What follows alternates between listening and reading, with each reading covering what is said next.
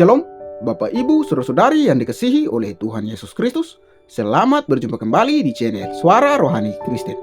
Pada kesempatan malam hari ini, kita akan sama-sama mendengarkan khotbah yang akan disampaikan oleh Ibu Penteri Basjir tentang peran Roh Kudus bagi kehidupan orang percaya. Dan sebelum kita mendengarkan khotbah pada malam hari ini, saya akan membacakan satu ayat firman Tuhan yang terambil di dalam Yohanes pasal 14 ayatnya yang ke-26. Tetapi penghibur, yaitu Roh Kudus, yang akan diutus oleh Bapa dalam namaku, dialah yang akan mengajarkan segala sesuatu kepadamu, dan akan mengingatkan kamu akan semua yang telah kukatakan kepadamu.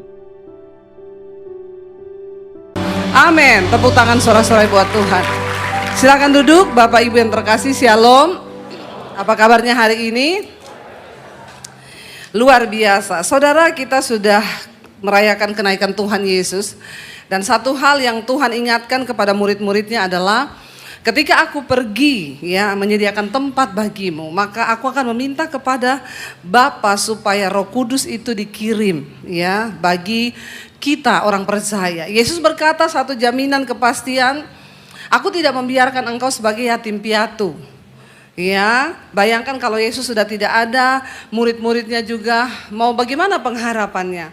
Tapi Tuhan bilang, aku tidak akan membiarkan kau sebagai yatim piatu, aku akan mengirim seorang penolong bagimu, yaitu Roh Kudus. Saudara, hari ini kita akan belajar apa sih peranan Roh Kudus dalam kehidupan orang percaya.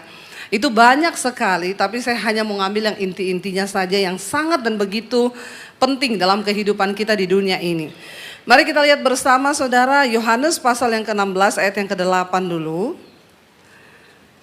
Injil Yohanes pasal yang ke-16 ayat yang ke-8, firman Tuhan berkata demikian di sana. Kalau sudah ada kita baca bersama 1, 2, 3. Dan kalau ia datang, ia akan menginsyafkan dunia akan dosa, kebenaran, dan penghakiman. Apa fungsi Roh Kudus yang pertama di dalam dunia ini ketika dia datang dan dia memenuhi hidup kita?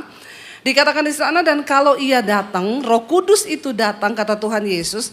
Yang pertama dia akan menginsyafkan dunia akan dosa, kebenaran, dan penghakiman.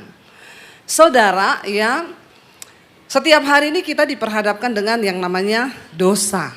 Bahkan setiap hari kita punya kemungkinan untuk berbuat dosa. Siapa yang tiap hari buat dosa? Angkat tangan. Yang lain tidak ya? Yang tidak berdosa pulang saja. Kita nih setiap hari punya kesempatan dan kita pasti berbuat dosa. Saya tidak berbicara dosa itu hanya kita selingkuh, kita bersinah, kita pukul orang, kita marah orang. No. Karena kita mau atau tidak di hidup ini, waktu kita bangun pagi saja, kemarin ada orang bersaksi sama saya, Bu, saya itu sama anak saya galak, saya marah-marah sama anak saya berdoa Tuhan beri saya kesabaran, saya pengen sabar. Begitu pagi hari dia dapat berita yang bikin emosi sehingga emosinya meledak.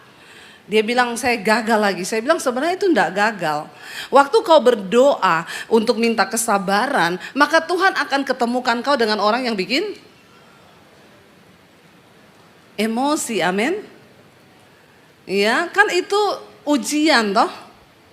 Saya bilang sebenarnya itu bukan kamu dicobai sama iblis, itu Tuhan izinkan karena kamu berdoa pengen sabar. Kesabaran itu terbukti ketika kita ini berjumpa dengan orang yang bikin kita emosi. Kalau ketemu orang yang manis-manis semua kan kita enggak mungkin marah dong, bener enggak? Tapi kan dalam hidup ini kita nggak bisa menentukan, hari ini aku pasti sukacita terus. Lalu kita pegang remote control istri kita remote ting, bikin aku seneng terus. Terus istri kita bangun pagi, halo Pak, apa kabar? Makan apa? Minum apa? Kadang-kadang baru bangun aja bapak-bapak lihat istri sudah bisa. Kok curhat ya? Bapak-bapak bangun pagi, kadang-kadang lihat istri emosi nggak? Tolong yang saya tanya ini bapak-bapak bukan ibu-ibu. Kadang kita ini sudah pengen menjaga anak kita tiba-tiba bikin kita emosi. Roh Kudus itu diberikan untuk dikatakan dia itu akan menginsyafkan kita akan dosa. Dulu saya begitu, saya berdoa Tuhan saya ini orangnya pemarah. Saya berdoa Tuhan bikin saya ini jadi sabar dalam nama Yesus. Saya bangun pagi, adik saya bikin saya marah. Ya, karena saya belum menyadari hari itu saya keceplosan. Saya marah, saya maki-maki dia. Ya, tapi setelah itu Roh Kudus bilang, kamu tadi berdoa minta apa? Minta sabar kan? Ini ujian. Tapi kenapa kamu enggak lulus? Ya udah besok lagi. Ya, besok saya sudah mulai mengenal ini. Oh, kalau saya berdoa minta sabar, pasti yang datang orang yang bikin saya nggak sabar. Roh Kudus itu mengajarkan saudara. Jadi besoknya ketika saya berdoa minta sabar, ada saya bikin emosi, Roh Kudus bilang, jangan emosi, tahan. Harap tenang, ada ujian. Amin. Loh, kenapa kita dulu kalau ujian di papan tulis itu besar tulisannya harap tenang, ada ujian. Karena Alkitab berkata di dalam tinggal tenang itu terletak kekuatan kita. Ya, itu Alkitabiah saudara. Makanya bapak-bapak, ibu-ibu kalau lagi dalam pencobaan, enggak usah curhat kanan kiri, tulis saja besar-besar di dada begini, harap tenang, ada ujian. Supaya orang enggak usah banyak bertanya ya. Roh Kudus itu akan menginsyafkan kita dari hal-hal yang dosa kecil, apalagi kalau kita melakukan dosa yang besar. Ya, orang bersinah, selingkuh, kepahitan itu apalagi kalau punya Roh Kudus, ndak mungkin orang itu betah selingkuh, ndak mungkin. Ndak mungkin kalau engkau punya Roh Kudus, engkau betah hidup dalam dosa terus homo, lesbi, engkau terus punya kepahitan, itu ndak mungkin. Orang yang punya Roh Kudus tidak akan mungkin melakukan hal-hal itu, apalagi tinggal di dalamnya berhari-hari, bertahun-tahun, sudah si fix bahwa kamu tidak mengenal Roh Kudus dan Roh Kudus tidak ada dalam kamu. Makanya Yesus bilang, dunia tidak dapat menerima dia karena dunia tidak mengenal dia. Nah, kalau ada orang ngaku Kristen tapi hidup terus dalam dosa, persinahan, maki-maki orang, marah-marah orang, jelekin orang, fitnah orang, berarti tidak ada Roh Kudus dalam dirimu. Tidak ada alarm. Ya, kalau ada Roh Kudus, ya itu yang saya bilang, saya marah sama suami aja, ya 10 menit itu nggak tahan. Roh Kudus gini di hati, ting ting ting ting ting, alarm bunyi. Nggak beres loh hatimu. Kenapa kamu marah sama suamimu? Cepat peluk suamimu, berdamai. Ya, kadang-kadang saya jengkel, kenapa sih? Ya kan dia yang salah. Cepat berdamai, nit, nyala terus saudara. Ya, sampai akhirnya saya melangkah, saya peluk suami saya, sayang, sorry ya, enggak usah marah-marahan lah kita, senyum-senyum aja ya. Dia bilang, dari tadi kek. Ya, baru itu tenang, alarm itu enggak bunyi saudara. Nah, sebagai orang Kristen, apakah saudara mengalami hal itu? Kalau saudara belum mengalami, bertanya lagi saudara. Sayang kalau kita hidup di dunia ini tapi kita enggak mengalami jamahan Roh Kudus. Baca bersama Roma pasal 8 ayat yang kelima mulai. Roma pasal yang ke-8 ayat yang kelima, firman Tuhan berkata di sana, sebab apa? Mereka yang hidup menurut daging memikirkan hal-hal yang dari daging. Mereka yang hidup menurut roh, huruf besar Roh Kudus, memikirkan hal-hal yang dari roh.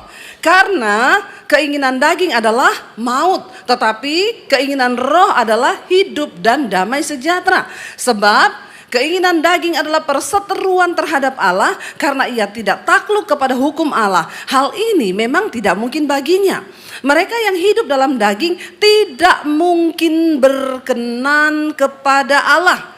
Tetapi kamu tidak hidup dalam daging, melainkan dalam roh. Jika memang roh Allah diam di dalam kamu, tetapi jika orang tidak memiliki roh Kristus, ia bukan milik. Ini tolak ukurnya saudara, kita ngaku Kristen. Tapi apakah kita milik Tuhan, Yesus atau bukan? Karena banyak orang beragama Kristen, tapi sesungguhnya dia bukan milik Kristus. Ngeri loh, ini sebuah kebenaran yang harus saya sampaikan. Supaya ketika Tuhan Yesus datang kali yang kedua, jangan ada satupun yang tertinggal. Siapa yang akan diselamatkan? Yang ada tok materai bahwa kita adalah milik Kristus. Nah, ayat ini berkata, siapa orang yang akan menjadi milik Kristus? Dia hidupnya tidak dipimpin oleh daging, tetapi dipimpin oleh roh. Makanya mulai belajar dengar-dengaran sama Roh Kudus kalau dia bicara. Ya, engkau mau berantem sama istri, ada suara yang ngomong, jangan berantem, ya jangan. Karena dengan jelas ayat ini berkata, orang yang hidup menurut daging, yang dia pikirkan itu hanya hal-hal yang dari daging. Ya, tetapi orang yang hidup menurut roh memikirkan hal-hal yang dari roh. Karena keinginan daging itu maut, tapi keinginan roh adalah hidup dan damai sejahtera. Bertanya orang hidup dipimpin Roh Kudus atau tidak, ya, yang pertama ciri yang paling utama adalah adakah damai sejahtera dalam hidupmu? Karena Roh Kudus itu membawa damai sejahtera dalam hidup kita. Kalau tiap hari hidupmu kacau, penuh pertengkaran, penuh dengan konflik, hidupmu penuh ketakutan, kekhawatiran, coba bertanya, jangan-jangan tidak ada Roh Kudus dalam dirimu. Karena kalau orang itu punya Roh Kudus, saudara, dia hidup dan memiliki damai sejahtera. Saudara mau pelayanan di gereja, mau hebat khotbah, mau hebat mimpin pujian, mau pakai asyir baju jas tiap hari Minggu. Kalau di hidupmu dalam rumah tanggamu tidak ada damai sejahtera. Ya, copot dulu semua itu jas, copot dulu ini semua di depan ini, percuma. Kita enggak memiliki roh Kristus, kita bukan milik Kristus. Dikatakan di sana sebab keinginan daging itu ya adalah perseteruan dengan Allah. Apa itu perseteruan? Ya, permusuhan. Orang kalau hidupnya dipimpin daging, maka posisinya dengan Tuhan dia adalah bermusuhan. Ngeri loh saudara, kita pikir kita ke gereja, tapi ternyata karena kita hidup dipimpin daging. Apa itu keinginan daging? Galatia pasal 5 berkata, sebab keinginan daging itu telah nyata, percabulan, kenajisan, hawa nafsu, nafsu jahat, iri hati, kebencian, dendam, amarah, pertikaian, dan rupa-rupa kejahatan ada di dalam daging kita. Barang siapa yang hidup menurut daging, dia pasti mati binasa dan tidak mendapat bagian dalam kerajaan Allah. Saya harus sampaikan ini supaya jemaat buka mata kita, jangan jadi orang Kristen yang biasa-biasa aja. Ayo kalahkan keinginan daging. Sebab daging adalah perseteruan terhadap Allah. Karena daging tidak mungkin takluk kepada firman Tuhan. Dan hal ini memang tidak mungkin baginya. Tetapi dikatakan saudara, tetapi ayat 9, kamu tidak hidup dalam daging, melainkan dalam roh. Jika roh Allah diam di dalam kamu. Tapi jika orang tidak memiliki roh Kristus, dia bukan milik Kristus. Jelas ayat ini berkata, ya jangan pegang ayat sekali selamat tetap selamat. Tidak punya roh Allah, tidak punya roh kudus, enggak punya roh Kristus, engkau bukan milik Kristus. Dan apa tanda orang itu sudah hidup dipimpin oleh Roh Kudus? Engkau bisa mengalahkan keinginan dagingmu. Ya, di rumah jangan emosi berlebihan. Sampai ada orang bunuh orang. Hari-hari ini kita lihat berita-berita orang bunuh orang, masukin koper, saudara. Ya, dibawa keluar. Hari-hari ini saudara, setan bekerja begitu luar biasa. Suami bunuh istri. Aduh, rasanya berita tentang pembunuhan itu menjadi hal-hal yang biasa hari-hari ini. Ya, kemarin ada gamers yang juga terjun dari jembatan. Ya, siapa namanya? Fatcat ya, itu bacanya apa sih, Fatcat apa Fatcat? Saya enggak tahu. Tapi lucu juga orang-orang ini, setelah orang bunuh diri baru dirayakan ya. Orang semua beli McD seharga 1,8 M, ditaruh di jembatan tempat dia lari bunuh diri, lompat ke bawah. Ya, McD diborong 1,8 miliar. Bunga-bunga diantar di jembatan, penuh orang saudara. Saya mau bilang kalau mau kasih McD sama orang yang hidup, jangan sama yang sudah mati, amin. Ya, orang udah mati bunuh diri. Dan di sini kita melihat saudara, umur 24 tahun apa 21 tahun itu anak muda. Ya, gara-gara putus cinta. Duitnya sudah habis diberikan sama pacarnya 1,1 M. Tiap hari dia cuma makan sayur karena beri duitnya terus buat pacarnya, minta duit. Terakhir dia tahu dia dikhianati, pacarnya nggak cinta sama dia. Dia mengakhiri hidupnya dengan lompat dari atas jembatan ke bawah. Perbuatan daging telah nyata, kebinasaan. Makanya saya mau bilang sama anak-anak muda, jangan percaya tuh cinta itu pret. Amin. Bilang kanan kirimu, cinta itu pret. Pret banget, jatuh cinta aja, menyerahkan segenap nyawa. Hidup ini serahkan buat Tuhan. Ya, makanya kalau cinta seseorang, enggak usah terlalu cinta. Amin. Bilang cinta itu? Kok Frednya mantap sekali ya? Kayaknya mulai banyak yang agak-agak kehilangan kepercayaan sama cinta ya. Memang cinta itu Fred, saudara. Yang benar itu kasih. Makanya kau kalau cari pacar, cari yang mengasihimu, bukan yang mencintaimu. Cinta itu kalau ada abang uang, abang disayang. Tidak ada uang, abang di? Kok tahu? Pengalaman pribadi ya. Ya, jangan saudara. Ya hanya cinta Tuhan bagi kita, hanya kasih itu cinta, kasih yang benar itu, yang mau berkorban. Ya makanya muda-muda ini ya, kau baru pacaran kenal cowok udah minta duit langsung putus dalam nama Yesus. Itu berarti cowok matre. Ya, diuji lagi saudara, jangan sampai mencintai terlalu mencintai. Akhirnya begitu merasa dihianati, bunuh diri. Kenapa kau nggak punya Tuhan dalam hidupmu? Ya, tidak ada orang lain yang bertanggung jawab atas kebahagiaan hidupmu. Jangan taruh kebahagiaanmu kepada suamimu, kepada istrimu, kepada anakmu, kepada orang tuamu. Taruh kebahagiaanmu hanya kepada, karena orang tua bisa mengecewakan, anak bisa mengecewakan, suami bisa mengecewakan, istri bisa. Kita nggak bisa kendalikan kan semua orang yang ada di sekeliling kita. Kita pengen anak kita ngikuti hidup kita, pengen dia ngikuti semua yang kita ngomong. Tapi ada saatnya anak juga akan memberontak. Karena dia punya proses hidup sendiri.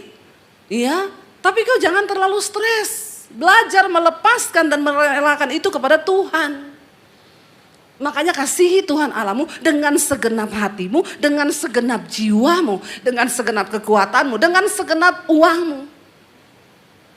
Jangan kasihi orang lain itu, saudara, sampai kau melupakan Tuhan. Orang sampai terlalu mengasihi orang, sampai bunuh diri itu kan menyanyiakan kasih Tuhan kan saudara. Ya, makanya saudara di sini kita belajar, ayo matikan keinginan daging. Ya, jatuh cinta itu anak-anak muda biasa aja, careless. Ya, ndak usah terlalu segenap roh, jiwa dan raga kau. Maka jaga kekudusan, jangan kau beri hidupmu, tubuhmu kepada laki-laki yang lain yang belum pasti jadi suamimu. Banyak pernikahan terjadi di kalangan Kristen cuma karena sudah terlanjur melakukan hubungan seks. Pernikahan yang seperti ini berantakan pasti karena dimulai bukan dari roh tapi dari daging. Dan semua yang diawali dari daging pasti hancur. Kecuali kita bertobat dan menyerahkan hidup kepada Roh Kudus. Yang pertama, Roh Kudus itu menginsafkan kita akan dosa. Yang kedua, Yohanes pasal 14 ayat yang ke-16 berkata begini saudara. Roh Kudus akan menjadi penolong bagi kita. Baca bersama 1, 2, 3. Aku akan minta kepada Bapa dan ia akan memberikan kepadamu seorang penolong yang lain supaya ia menyertai kamu selama-lamanya. Katakan amin. Wow, enggak saudara? Semua manusia yang hidup ini kita semua butuh penolong ya. Tapi kalau kita berharap kepada suami terus, kita berharap kepada istri terus menjadi penolong, kita berharap kepada anak terus, kita berharap kepada orang tua terus, makanya banyak orang kepahitan dan kecewa. Karena ternyata tidak terjadi sesuai dengan ekspektasi. Ya, jangan taruh harapanmu kepada manusia. Ya, sehebat apapun kita mengandalkan suami kita, satu saat dia bisa kecewain kita. Amin ibu-ibu. Ya, makanya jadi istri itu, jadi wanita tuh harus kuat. Ya, jangan apa-apa dikit ya kepahitan, apa-apa dikit kecewa. Makanya wanita itu harus gagah perkasa seperti saya ini loh. Ya. Setidaknya bisa ganti gas, angkat galon, dorong mobil, plus kesetrum ndak mati. Itu yang paling penting toh. Jadi saudara, kita belajar yuk, ada penolong yang Tuhan berikan bagi kita, yaitu Roh Kudus. Waktu engkau adalah masalah, tekanan, rasanya nggak ada yang bisa menolong, masuk dalam kamar, berdoa, bilang Roh Kudus. Sesekali berdoa itu panggil Roh Kudus saudara. Karena Roh Kudus itu pribadi. Saya sering kali kalau lagi apa tiba-tiba diingetin di hati, teng, Roh Kudus ingetin, saya sering kali diam ngomong, terima kasih Roh Kudus. Saya masih sering ngomong loh, terima kasih Roh Kudus. Ya, dan Roh Kudus itu senang kalau kita menghormati dia. Ya, sebagai pribadi, dia tuh penolong saudara. Apa yang engkau butuhkan? Kalau Tuhan berkata dia penolong, berarti dia bisa tolong gak dalam segala hal?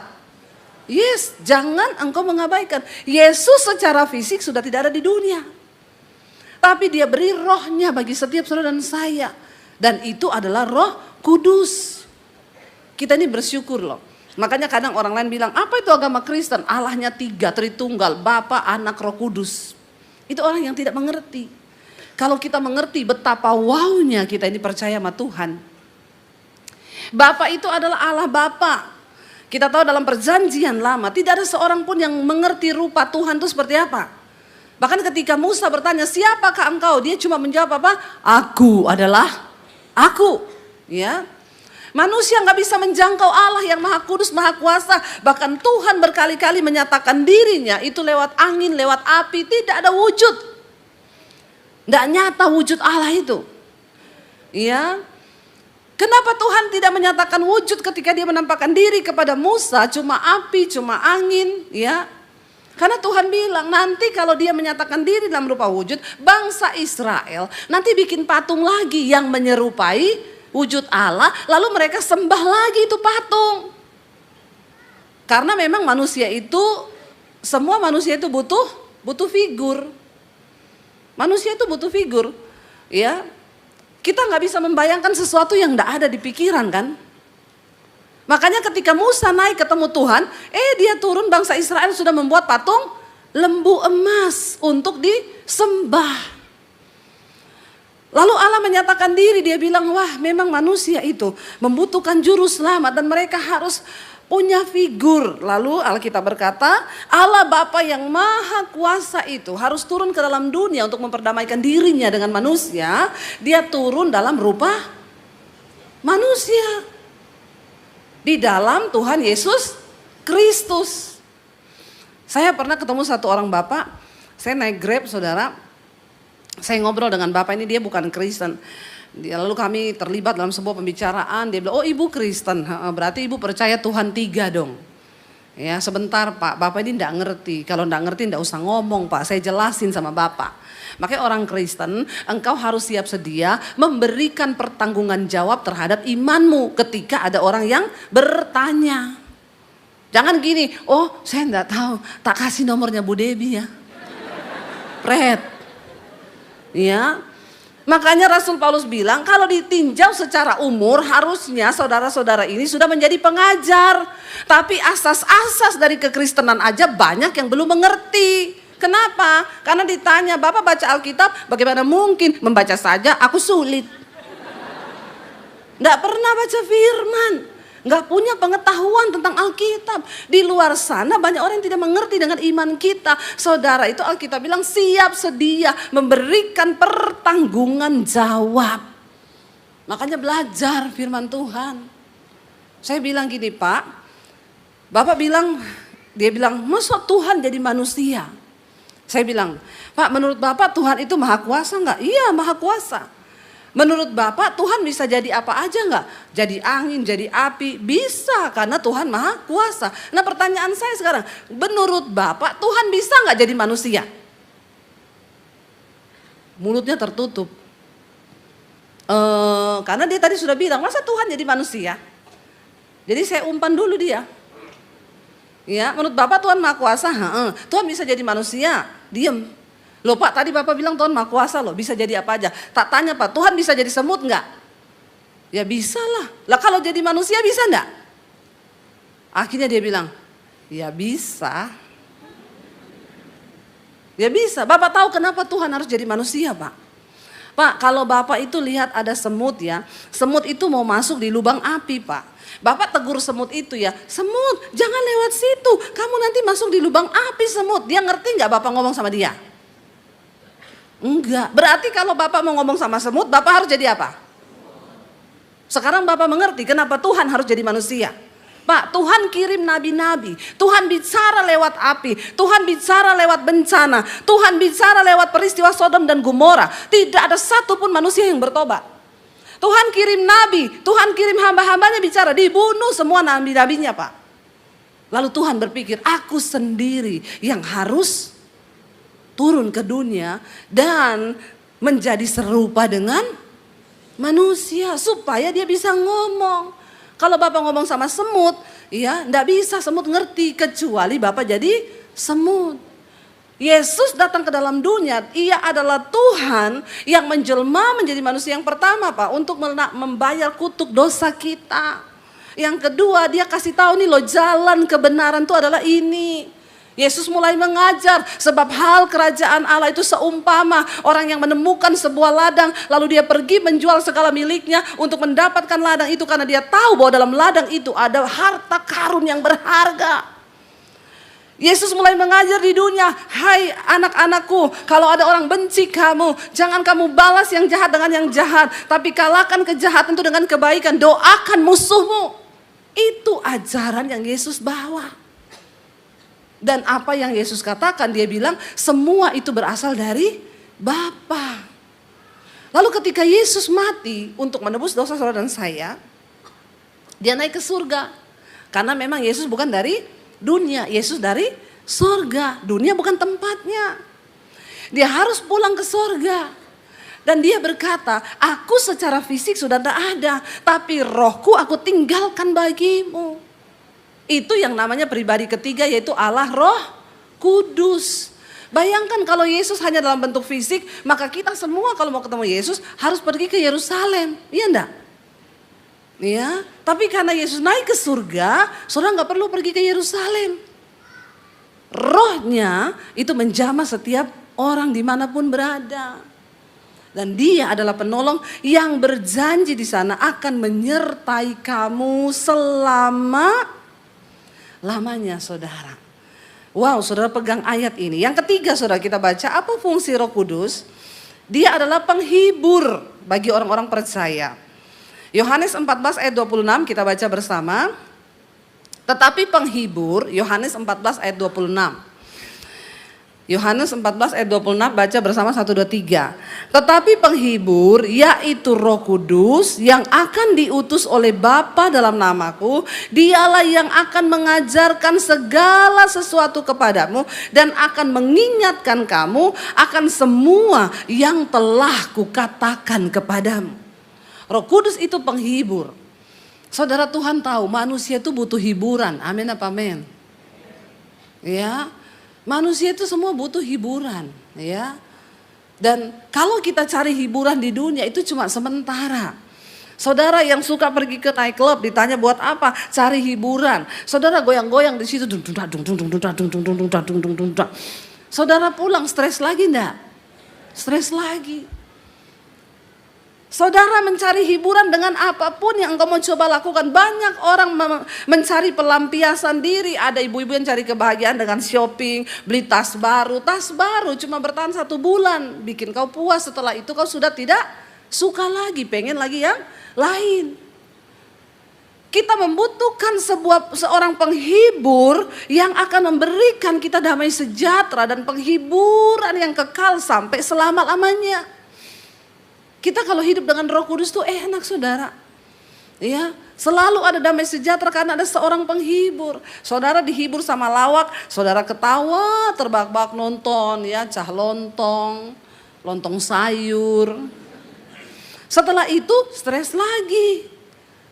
Tapi dikatakan Roh Kudus, dia itu adalah penghibur yang akan kuutus ya. Penghibur akan kuutus dari Bapa dan dia akan datang saudara, yaitu dia itu ya roh penghibur yang apa? Dia akan mengajarkan segala sesuatu kepadamu dan akan mengingatkan kamu akan semua yang telah kukatakan. Roh Kudus itu mengingatkan kita akan firman Tuhan. Kalau saudara punya Roh Kudus, saudara baca Alkitab, ayat itu nancep di hati. Nanti ketika satu kali engkau dalam masalah, lalu ayat itu bersuara dalam hatimu. Siapa yang menyuarakan itu? Roh Kudus. Ya, lalu kita, oh iya ya Tuhan, terima kasih. Waktu kita mengalami, kenapa makanya saudara sering dengar orang kesaksian. Waktu itu Bu, saya sudah begini. Tiba-tiba ada suara yang ngomong. Kan aku udah ingetin toh, mengucap syukur dalam segala perkara. Itu Roh Kudus saudara, dia itu penghibur ya. Ibu-ibu ketika engkau merasa suamiku ini kok berubah ya. Sekarang dia lebih pentingkan pekerjaan, aku ini di rumah sendiri ditinggal gini. Ayo punya hubungan yang intim dengan Roh Kudus, dia penghibur. Kita akan ada damai sejahtera saudara. Dan penghiburan yang dari Roh Kudus itu penghiburan bukan yang dari dunia. Ada satu sukacita yang sampai pada kekekalan. Makanya orang yang hidup dekat dengan Roh Kudus, hidupnya pasti luar biasa. Walaupun ada masalah, walaupun difitnah, walaupun digini, dia tetap bisa bersukacita karena ada Roh penghibur. Kita semua di dunia ini akan mengalami perkara-perkara yang akan membuat kita bersedih, ada air mata. Tapi kalau ada Roh Kudus, kita memang mengalami masalah, tapi Roh Kudus akan menghibur kita. Dan bukan cuma itu, dia akan mengingatkan setiap apa yang sudah Yesus katakan kepada kita. Kenapa ketika Yesus mati, Thomas akhirnya tidak percaya lagi kepada Yesus? Mereka lupa semua yang Yesus katakan. Kenapa ketika Yesus akhirnya ditangkap, Petrus kemudian menyangkal Yesus? Sebab waktu itu mereka belum ada Roh Kudus. Ya, mereka tidak ingat semua yang Yesus katakan. Ingat kisah 2 orang murid yang waktu Yesus mati mereka pulang ke kampung mereka. Di tengah perjalanan mereka, Yesus menampakkan diri tapi mereka tidak tahu kalau itu Yesus. Lalu Yesus tanya, kalian mau kemana? Mau pulang kampung.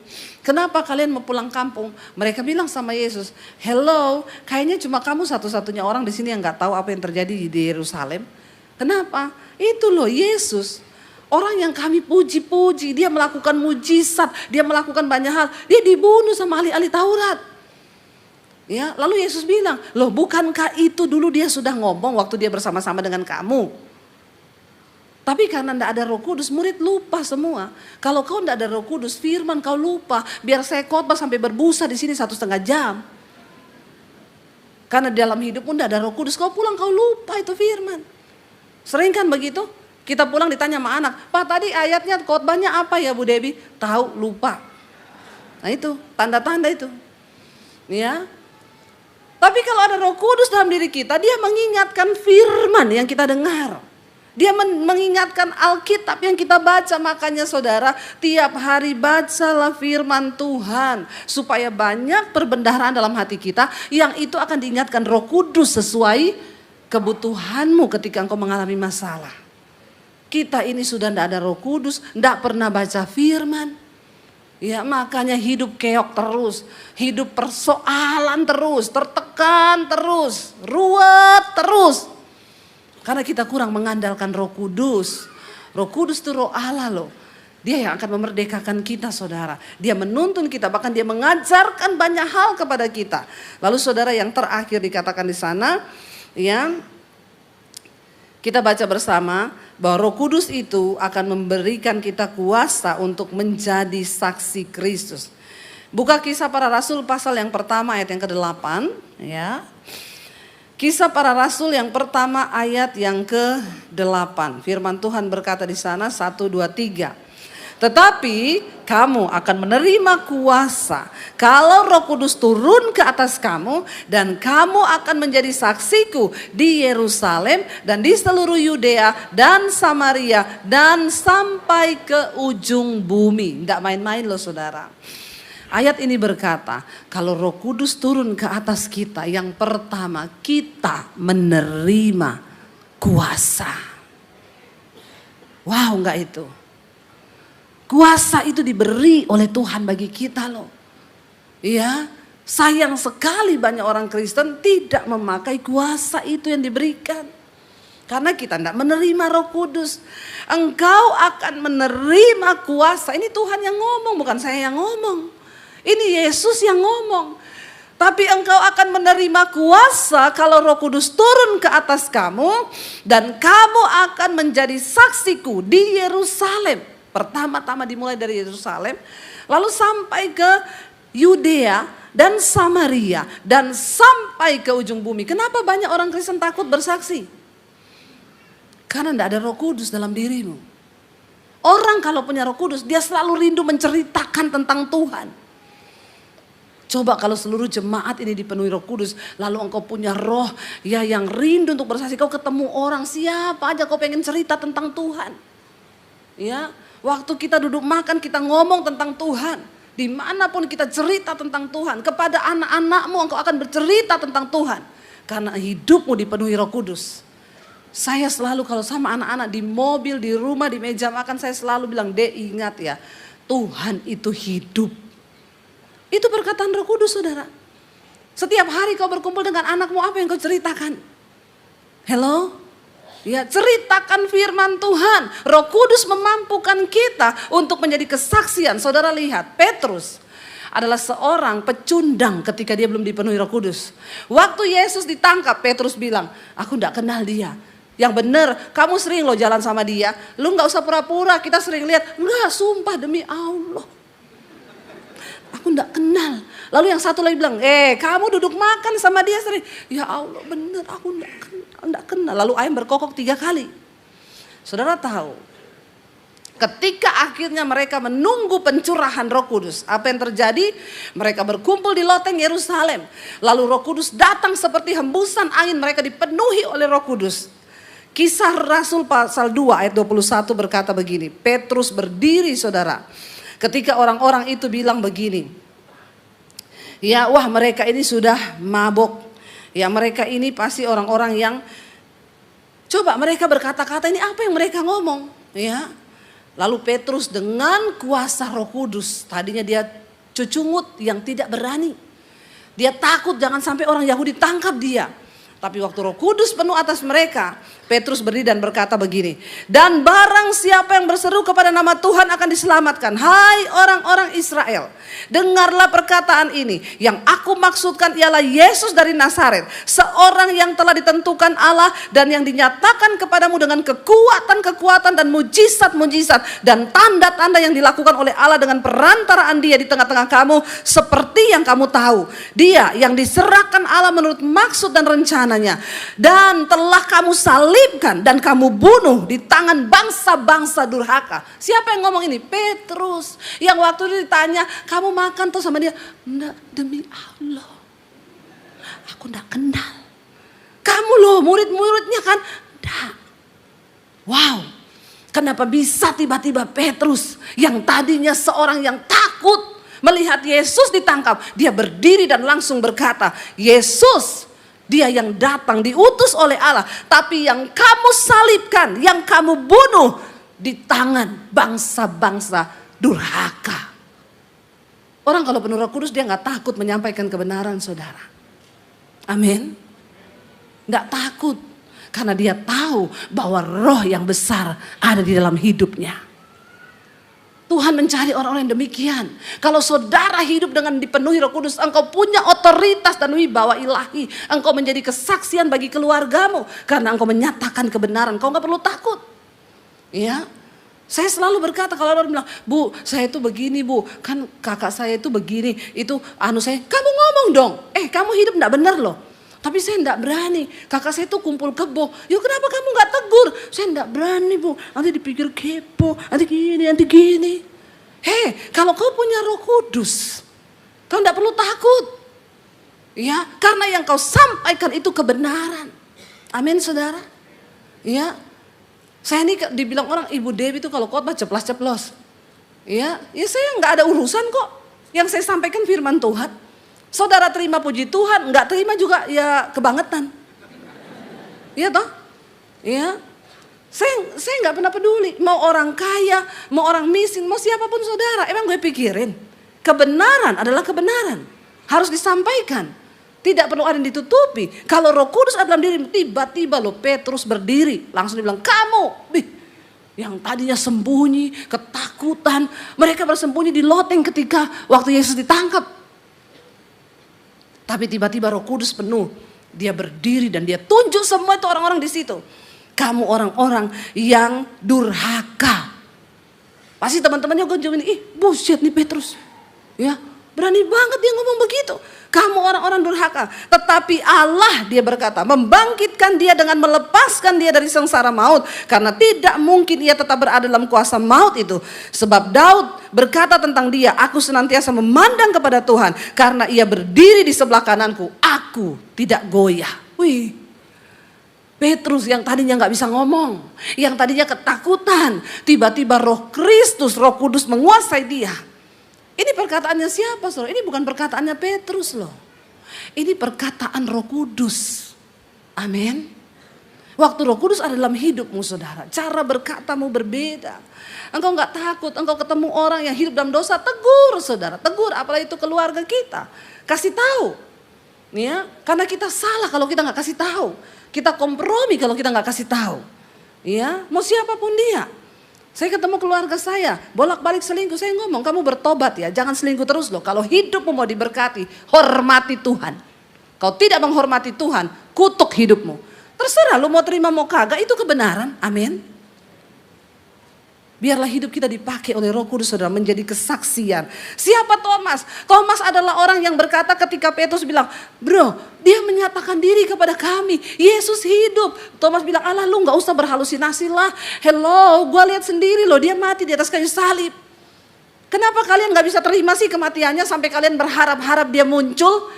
Selama Yesus tidak datang sendiri kepadaku dan menunjukkan lubang di lambungnya, dan selama aku tidak mencucukkan jari ke dalam lambungnya, aku tidak bakal percaya kalau Yesus itu hidup. Kemana setiap firman yang sudah Yesus tanamkan kepada Thomas selama 3 tahun ada di bumi? Hilang begitu saja. Tapi waktu Thomas dipenuhi Roh Kudus dan Yesus datang benar-benar di hadapan dia dan berkata, Thomas, ini lambungku yang berlubang. Murid-murid gak ngomong loh, Sus, kata Thomas, lu harus kasih lambungmu yang berlubang supaya dia cucuk darinya. Enggak, Tuhan itu maha tahu. Makanya waktu Yesus menampakkan diri, ada Thomas. Yesus bilang, Thomas, ini tanganku yang berlubang, ini lambungku yang berlubang. Cucupkan jarimu.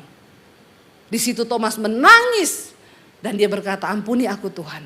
Ketika mereka menunggu di kamar loteng untuk mereka dipenuhi Roh Kudus, apa yang terjadi? Saudara tahu, Thomas itu pergi ke daerah Iran dan Irak, ke daerah India. Dia memenangkan kota demi kota. Dia bersaksi tentang nama Yesus. Thomas yang bawa Injil masuk. Pertama kali di Iran, di Irak. Dan beberapa gereja dibangun atas dasar pelayanan Thomas di sana. Bukan cuma itu, sampai akhirnya Thomas mati sebagai martir bagi nama Tuhan Yesus. Katakan, amin. Roh keperkasaan ada dalam diri mereka. Mereka semua rata-rata mati dibunuh menjadi martir. Waktu Roh Kudus penuh atas hidup kita, tidak ada yang perlu kita takuti di dunia ini saudara.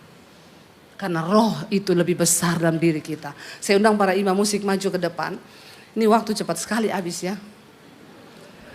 Saudara, kita percaya waktu Roh Kudus yang hidup dalam kita itu benar-benar ada.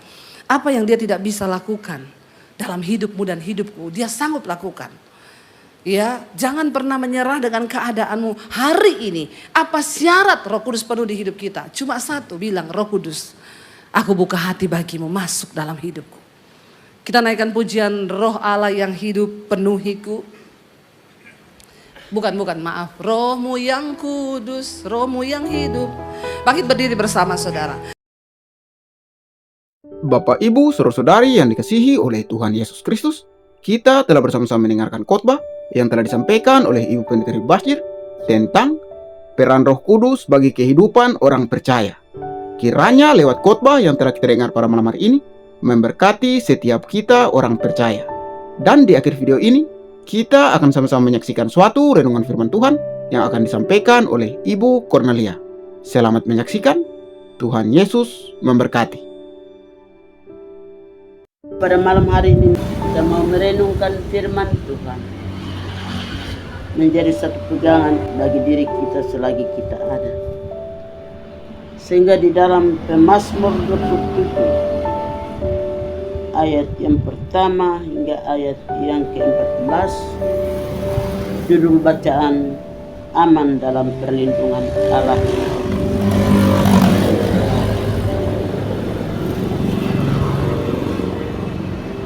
Apabila kita mendekatkan diri kepada Tuhan, maka kita merasa aman dalam perlindungan Allah. Dari Daud, Tuhan adalah terangku dan keselamatanku. Kepada siapakah aku harus takut? Tuhan adalah benteng hidupku. Terhadap siapakah aku harus gemetar? Bapak, mama, saudara sekalian, anak-anak yang diberkati oleh Tuhan, di dalam kehidupan sukar dan sulitnya Daud Dia hanya memandang kepada Tuhan. Dia belajar takut akan Tuhan. Dia percaya bahwa kunci keberhasilan adalah takut akan Tuhan. Bapak Mama, saudara sekalian, anak-anak yang diberkati oleh Tuhan. Dalam ayat yang kedua, ketika penjahat-penjahat menyerang aku untuk memakan dagingku, yakni semua lawanku dan musuhku, mereka sendirilah yang akan tergelincir dan jatuh. Ternyata dia menghadapi musuh dan setru. Mereka merencanakan kejahatan, kecelakaan terhadap Daud. Maka musuh itu akan jatuh dan binasa. Bapak Mama, saudara sekalian yang diberkati oleh Tuhan. Dalam ayat yang ketiga, dia katakan, sekalipun tentara berkemah mengepung aku tidak akan takut. Hatiku, sekalipun timbul peperangan melawan aku, dalam hal itu pun aku tetap percaya. Dia waktu menghadapi perang, dia percaya dia tidak akan sendirian. Dia bersama dengan Tuhan, maka dia akan menang bersama dengan Tuhan. Dia percaya hati, dari lubuk hatinya dia percaya bahwa pasti dia menang kalau bersama dengan Tuhan. Dia percaya bahwa Tuhan membela dia. Bapak Mama, saudara sekalian yang diberkati oleh Tuhan. Pada malam hari ini, mari kita mengambil satu keputusan. Bersama Tuhan tidak ada yang mustahil bagi kita. Sehingga dalam ayat yang keempat, satu hal yang ku minta kepada Tuhan, itulah yang ku ingini, diam di rumah Tuhan seumur hidupku, menyaksikan kemurahan Tuhan dan menikmati baiknya. Ternyata Daud katakan dia satu hal yang dia minta, yaitu diam di rumah Tuhan seumur hidup dan menyaksikan betapa baiknya Tuhan di dalam diri daripada Daud. Dan dia bersandar kepada Tuhan. Disitulah dia mengalami keberhasilan, yaitu dia tetap tenang bersama dengan Tuhan. Dia menyaksikan kemurahan Tuhan dan menikmati baiknya yang kudus. Bapak Mama, saudara sekalian yang diberkati oleh Tuhan. Dalam ayat yang kelima, sebab ia melindungi aku dalam tunggunya pada waktu bahaya. Ia menyembunyikan aku dalam persembunyian kemahnya. Ia mengangkat aku ke atas gunung batu. Tuhan tetap di pihak daripada Daud. Tuhan tidak pernah meninggalkan Daud. Dia menjaga dan memelihara dan selalu berhasil walaupun sukar dan sulitnya dia menghadapi musuh dan setru. Ternyata dia menang bersama dengan Tuhan. Bapak Mama, saudara sekalian yang diberkati oleh Tuhan. Di dalam ayat yang ke-6, maka sekarang tegaklah kepalaku mengatasi musuhku sekeliling aku. Dalam kemahnya aku mau mempersembahkan korban dan sorak-sorai. Aku mau menyanyikan dan bermasmur bagi Tuhan. Walaupun musuh di sekeliling sekitar dia tetap memuji, memuliakan nama Tuhan, bermasmur bagi Tuhan, maka dia menang bersama dengan Tuhan. Bapak Mama, saudara sekalian yang diberkati oleh Tuhan. Di dalam ayat yang ke-7, dengarlah Tuhan seruan yang kusampaikan. Kasihanilah aku dan jawablah aku. Ayat yang ke-9, Bapak Mama, saudara sekalian. Dia katakan, janganlah menyembunyikan wajahmu kepadaku. Janganlah menolak hambamu ini dengan murka. Engkaulah pertolonganku.